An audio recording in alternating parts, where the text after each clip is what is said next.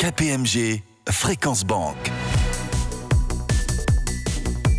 Bonjour à toutes et à tous, bienvenue sur les ondes de Radio KPMG pour cette nouvelle édition de Fréquence Banque, l'émission qui fait le tour de l'essentiel de l'actualité réglementaire et comptable bancaire. Au micro, Kenza Moulin.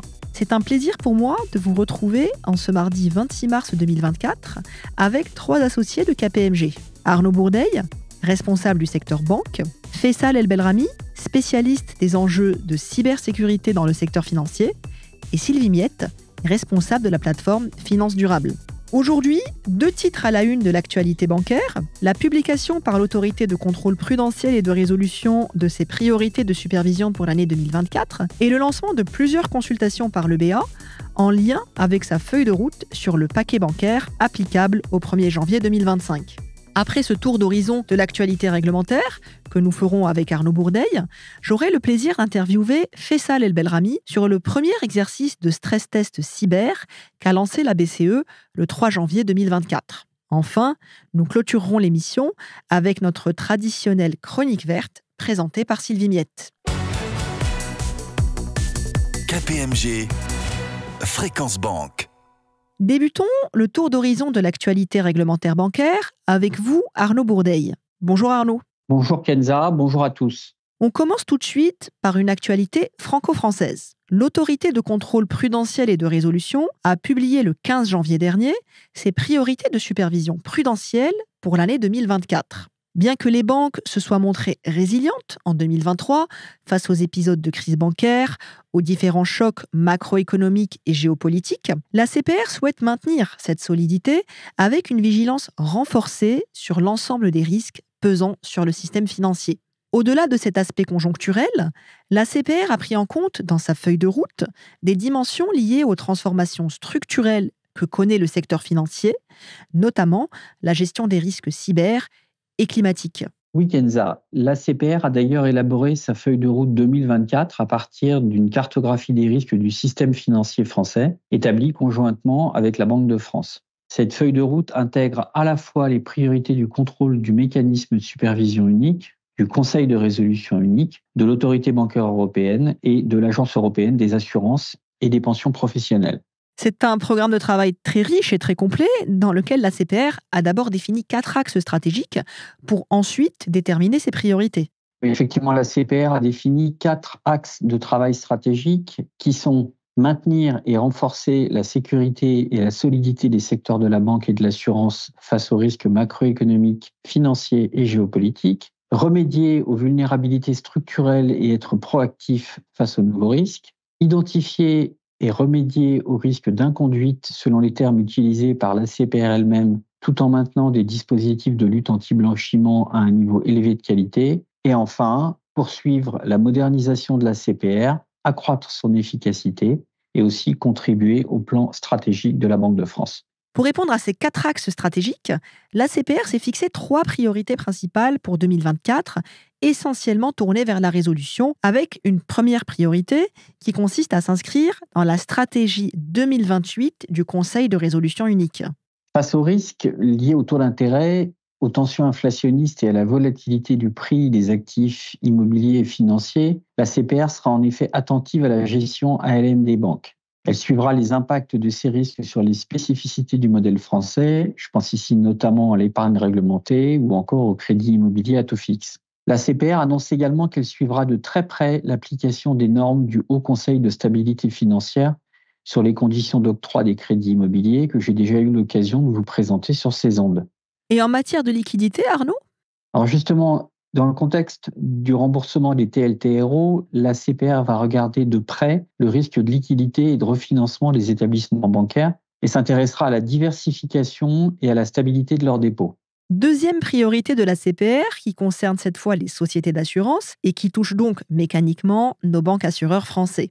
Il s'agit de renforcement de l'expertise en matière de résolution assurance. En effet, dans le cadre de sa compétence en matière de résolution assurance, la CPR actualisera les premiers plans préventifs de résolution adoptés fin 2022 et début 2023.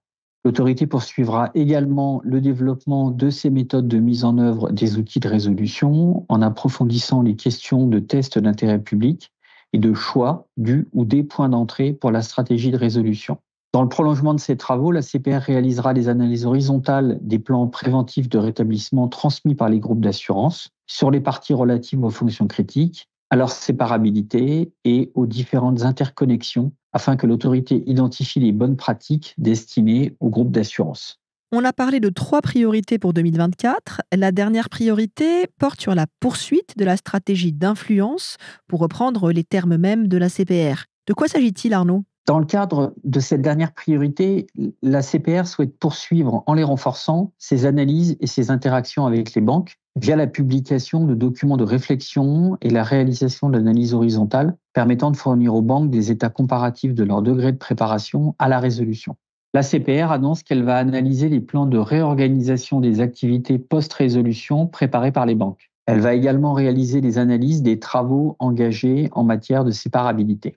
Tout naturellement, ces priorités de la CPR et les grands axes stratégiques qu'elle a définis se rapprochent des priorités de supervision de la Banque centrale européenne qu'Ulrich de Prince a présentées sur nos ondes le 25 janvier dernier.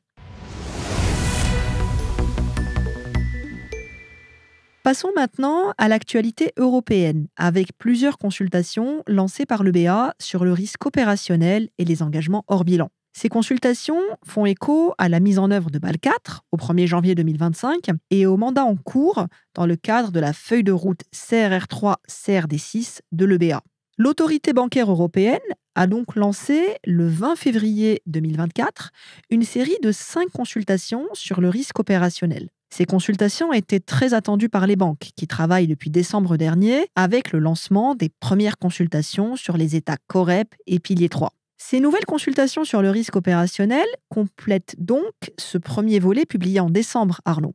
Oui, mais pas seulement. Bien sûr, les mandats donnés à l'EBA portent sur les modèles d'État à publier au marché et à transmettre aux superviseurs. Et les banques ont bien vu que l'EBA avait mis en consultation dans un premier ITS 4 nouveaux États Pilier 3 et dans un deuxième ITS 4 nouveaux États COREP et 2 États COREP modifiés. Pour autant, l'EBA précise également dans les consultations du 20 février dernier les composantes de l'indicateur d'activité, notre BI, dans un RTS dédié avec notamment la prise en compte des normes IFRS 9 et IFRS 16 dans son calcul. Cette norme technique donne la possibilité aux banques de définir la frontière entre le trading book et le banking book sur un plan prudentiel et non plus comptable sous certaines conditions. L'EBA a également mis en consultation un RTS sur des ajustements à apporter au BI en cas de changement de périmètre. Avec ce deuxième projet de RTS, le BA explique qu'il faut intégrer dans le calcul du BI les éléments liés aux activités et aux entités fusionnées ou acquises, avec l'obligation pour l'établissement d'établir des états financiers pro forma révisés, en prenant l'hypothèse que l'entité aurait fait partie du groupe les 3 exercices précédents, dans la mesure où le BI se calcule sur une moyenne de 3 années. En cas de cession, un établissement peut exclure l'entité cédée du calcul de son BI, mais il doit pour cela obtenir l'autorisation de son autorité compétente, qui prendra en compte par exemple les pertes opérationnelles de l'entité cédée, l'existence d'un engagement de garantie ou de passif futur, ou encore une éventuelle exposition supplémentaire significative au risque opérationnel en lien avec cette cession, etc. On comprend le sens de ces ajustements, car ces éléments de changement de périmètre impactent le profil de risque de l'établissement. Mais existe-t-il des seuils de matérialité ? Non, aucun seuil de matérialité n'est précisé dans les consultations en cours, mais le BA se dit ouverte à la mise en place d'un seuil en cas d'opération multiple pour alléger la charge de travail des établissements.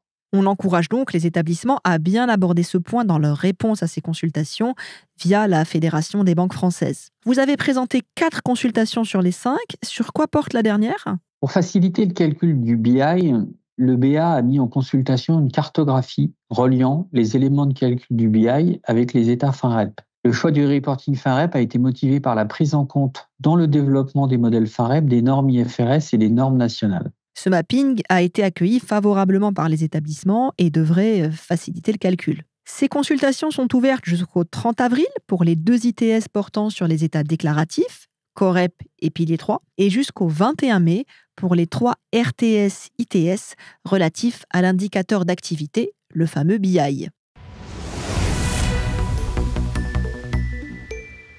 Toujours en lien avec sa feuille de route CRR3, CRD6, le BA a lancé le 4 mars dernier une consultation sur un projet de RTS précisant le calcul du risque de crédit en approche standard des éléments de hors bilan. Ce projet de norme technique précise les critères que les établissements doivent prendre en compte pour apprécier les facteurs de conversion des éléments de hors bilan lorsque ce n'est pas explicitement spécifié dans l'annexe 1 du règlement CRR3.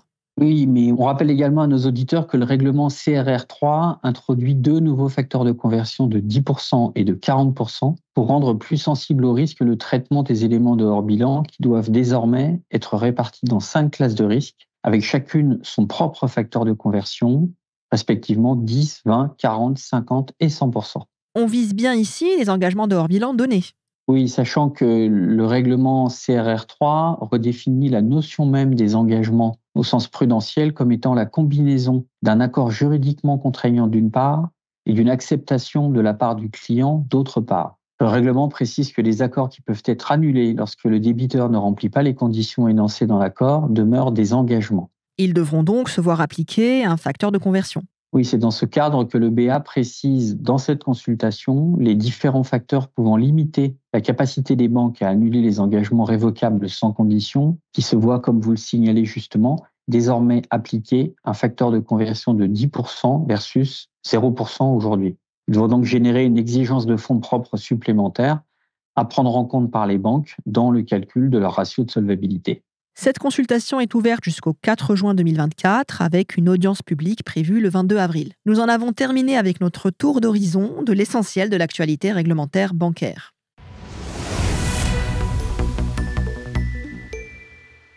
Aujourd'hui, nous abordons un sujet de haute importance pour le secteur bancaire européen, la résilience cyber. Début janvier, la Banque centrale européenne a lancé son premier stress test cyber pour les 109 banques sous sa supervision directe. Ce test intervient dans un contexte de menaces cyber croissantes, exacerbées par la transformation numérique et les tensions géopolitiques. Pour approfondir cette discussion, nous avons à notre micro Faisal El Belrami, associé cyber et privacy au sein de la BU Connected Tech de KPMG. Faisal pilote des missions de résilience opérationnelle numérique au sein des établissements financiers. Bonjour Faisal et merci de nous rejoindre aujourd'hui pour discuter de ce sujet important. Bonjour Kenza, bonjour à toutes et à tous. Pourriez-vous nous décrire en quoi consiste le stress test cyber de la DCE et quels en sont les objectifs principaux ? Comme vous l'avez mentionné, Kenza, dans un contexte marqué par une rapide transformation digitale et une menace cyber croissante, les institutions financières se retrouvent de plus en plus exposées. L'Agence de l'Union européenne pour la cybersécurité, l'ENISA, signale une augmentation des incidents cyber, soulignant ainsi la nécessité pour les banques d'améliorer leur posture en matière de cybersécurité. C'est pour cela que la BCE a mis en place ce stress test, qui a pour but d'évaluer la capacité des banques à se remettre d'une cyberattaque qui viendrait perturber leurs opérations quotidiennes. L'objectif du test est d'évaluer notamment si elles sont capables d'identifier, prévenir, gérer et récupérer efficacement après un incident cyber, tout en maintenant l'accessibilité de leurs services financiers essentiels.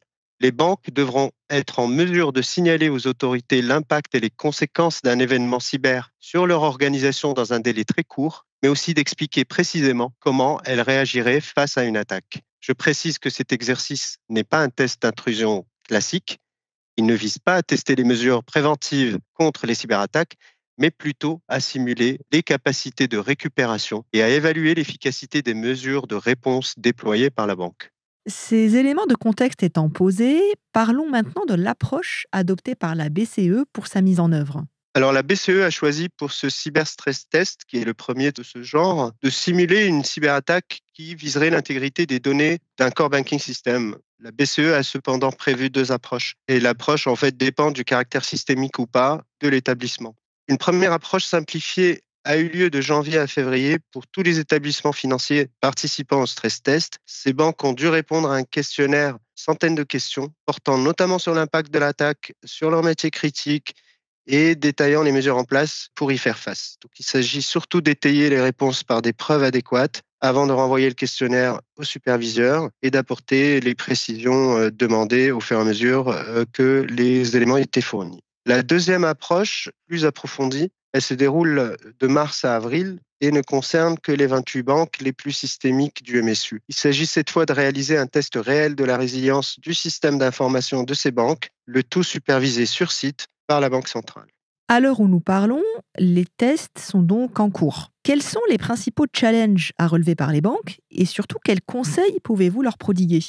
Oui, cette phase va se terminer le 30 avril avec des interactions supplémentaires possibles en mai-juin. Mais clairement, le 30 juin 2024, ce sera la fin de l'exercice avec l'intégration des résultats et le partage des enseignements tirés surtout. S'agissant des défis, ils sont nombreux. Les banques doivent préparer une réponse à un scénario d'attaque complexe, remplir précisément et rapidement le questionnaire avec des preuves adéquates, mais aussi évaluer les impacts de l'attaque, notamment sur le plan économique, sur le plan de la réputation, entre autres. Assurer une coordination efficace au sein de l'établissement avec tous les prestataires externes critiques notamment, mais aussi les partenaires clés. Et enfin, pour certaines banques, évaluer leur capacité à récupérer leur système d'information après un incident cyber. En somme, réussir ce stress test exige collaboration étroite au sein de l'établissement, de planifier minutieusement les réponses aux superviseurs, une compréhension approfondie des stratégies de réponse et de récupération face aux cyberattaques, ainsi que des expertises variées et spécifiques comme la communication de crise, la quantification des impacts, qui soient directs, mais surtout des impacts indirects. En bref, cette période très intense doit être gérée en mode projet avec une PMO experte dédiée pour réussir à tenir les délais, vu la complexité de l'exercice et sa nouveauté. Un exercice qui ne doit donc pas être sous-estimé. Mais voyons les choses positivement. Quels bénéfices les banques peuvent-elles tirer de ce stress test? Je viens d'insister sur les difficultés de l'exercice, mais il a aussi des vertus. Cela va donner l'opportunité aux banques d'affiner leur capacité à réagir et à se rétablir, surtout à la suite d'une cyberattaque, tout en consolidant leurs protocoles, notamment les protocoles de gestion d'incidents, les plans d'urgence et les plans de crise. En clair, cet exercice va contribuer à augmenter leur résilience opérationnelle. Et côté BCE, quelles sont les attentes? La BCE s'attend à ce que les banques prouvent leur aptitude à poursuivre leurs opérations essentielles en dépit des perturbations, en mettant en œuvre efficacement leur plan d'urgence et en se rétablissant rapidement après un incident. La Banque centrale compte également utiliser les résultats de ce test pour peaufiner les évaluations prudentielles et élever les normes de sécurité au sein du secteur bancaire européen. Cela permettra d'orienter la supervision future et les régulations en matière de cybersécurité. L'exercice est une occasion pour les institutions financières de détecter et de rectifier les failles de sécurité, d'améliorer la coordination interne, également externe, ainsi que leurs approches en matière de gestion de crise. La BCE s'attend à ce que les banques comblent leurs lacunes éventuelles en matière de cyberattaque, qu'elles garantissent la continuité des opérations critiques en cas de perturbation majeure et qu'elles montrent une gestion d'incidents cyber efficace tout en étant capables d'évaluer les impacts directs et indirects de l'attaque.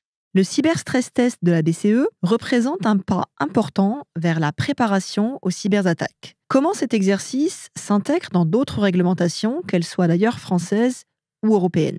Oui, c'est un pas important qui inscrit clairement la menace cyber dans le panorama des principaux risques que les banques doivent absolument maîtriser. Le cyberstress test de la BCE s'inscrit dans la continuité des réglementations françaises et européennes et vise à renforcer la résilience opérationnelle et la gestion des risques cyber au sein du secteur financier.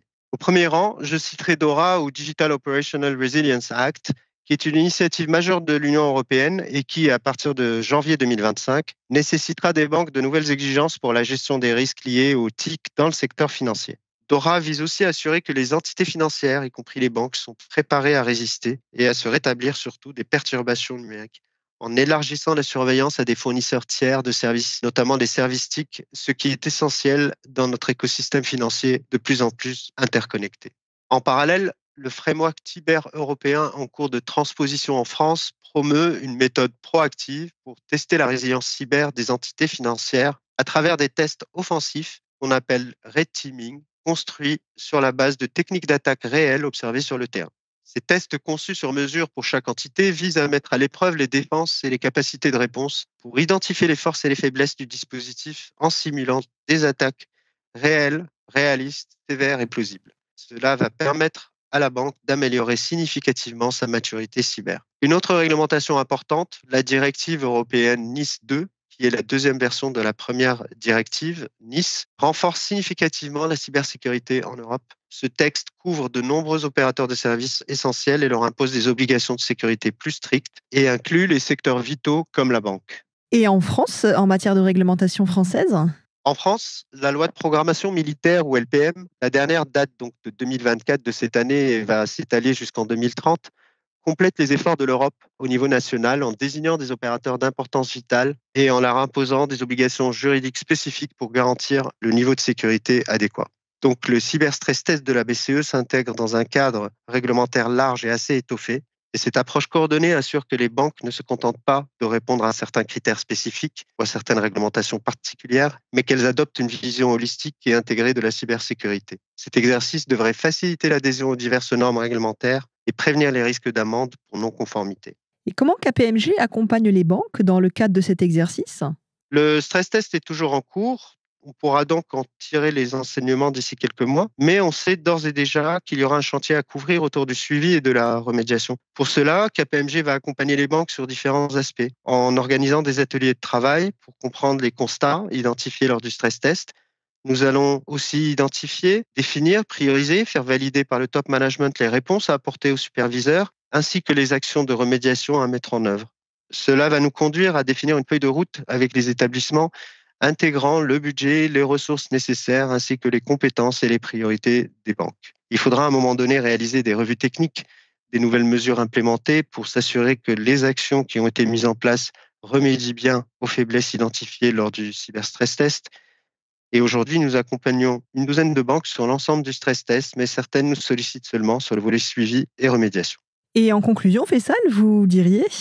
Si je devais conclure, je dirais que le cyberstress test de la BCE marque une évolution significative dans la manière dont le secteur financier et le secteur bancaire européen notamment abordent la cybersécurité et l'importance qu'il accorde désormais à ce sujet et à cette menace. Il incarne un passage vers une gestion des risques plus proactive que finalement réactive. Cette initiative du superviseur s'inscrit dans une démarche plus globale, coordonnée avec les réglementations clés que j'ai citées tout à l'heure. Tout cet arsenal doit permettre de renforcer la résilience opérationnelle des banques face à des cybermenaces omniprésentes. À l'avenir, on peut s'attendre à ce que ces tests deviennent plus poussés, plus fréquents, adaptés toujours aux nouvelles réalités cyber et qu'ils encouragent une culture de cybersécurité intégrée à tous les niveaux des établissements bancaires. En somme, ces efforts collectifs visent à établir un secteur bancaire plus sûr, capable de résister et de se rétablir rapidement suite à une cyberattaque. Cela va indéniablement renforcer la stabilité financière et économique de l'Europe dans un paysage numérique soumis à des menaces toujours plus sophistiqué.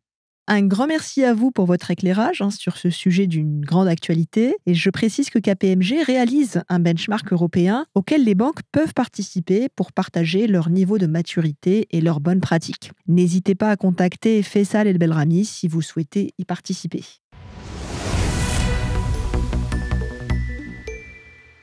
Dernière rubrique de cette émission, la chronique dédiée au sujet ESG, présentée par Sylvie Miette. Bonjour Sylvie. Bonjour Kenza, bonjour à toutes et à tous. Aujourd'hui, ma chronique verte porte sur la feuille de route sur le climat et la nature, publiée le 30 janvier dernier par la Banque centrale européenne pour la période 2024-2025. Dans cette feuille de route, la BCE détaille ses travaux sur le changement climatique qui se déploieront autour de 3 domaines. Principalement les conséquences et les risques pour le système financier de la transition écologique de l'économie, en particulier les coûts de transition et les besoins d'investissement qui y sont associés. Les répercussions physiques de plus en plus grandes du changement climatique et les effets des mesures d'adaptation à la hausse des températures sur l'économie, et les risques découlant de la dégradation de la nature et de sa biodiversité et la manière dont ils interagissent avec les risques liés au climat. L'idée étant, pour la BCE, de voir en quoi l'ensemble de ces risques pourraient affecter ses travaux en raison de leur incidence sur l'économie et le système financier. Après avoir dressé le bilan des mesures prises en faveur du climat depuis le lancement de son programme en 2022 et à la suite d'un ajustement de son plan de travail face à la évolution du contexte, mais aussi grâce à une meilleure disponibilité des données et une amélioration des méthodologies, la BCE annonce plusieurs nouvelles mesures dans cette feuille de route climat à horizon 2024-2025. Tout d'abord, elle va intensifier ses travaux sur les effets du financement de la transition, les besoins en investissement vert, les plans de transition et la manière dont la transition écologique touche l'économie de manière générale, notamment le travail, la productivité et la croissance. La BCE souhaite également analyser l'incidence des événements météorologiques extrêmes sur l'inflation et le système financier et leur intégration dans les scénarios climatiques et ses projections macroéconomiques. La Banque centrale entend également mieux comprendre le lien entre la dégradation de la nature, de la biodiversité et le changement climatique ainsi que les implications économiques et financières qui en découlent. Dans cette feuille de route, la BCE annonce également le lancement de son 8e programme de gestion environnementale dans le but de soutenir la réalisation de ses objectifs de réduction des émissions de carbone à horizon 2030. Avec l'ensemble de l'eurosystème, elle appliquera à la fois des principes d'éco-conception lors de la future émission de billets en euros et elle prendra en considération l'empreinte écologique dans la conception d'un euro numérique qui est actuellement en préparation. La Banque centrale européenne donne ici l'exemple et encourage les banques à prendre des mesures concrètes pour réduire leurs émissions de carbone. C'est une voie à suivre.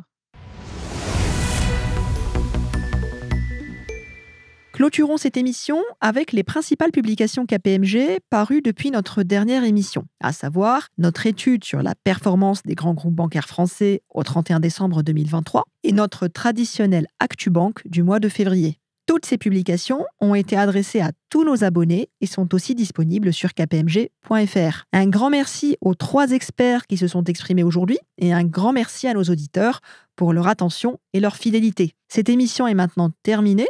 Nous vous donnons rendez-vous en mai prochain pour une nouvelle édition de Fréquence Banque. Très bonne journée à tous. KPMG Fréquence Banque.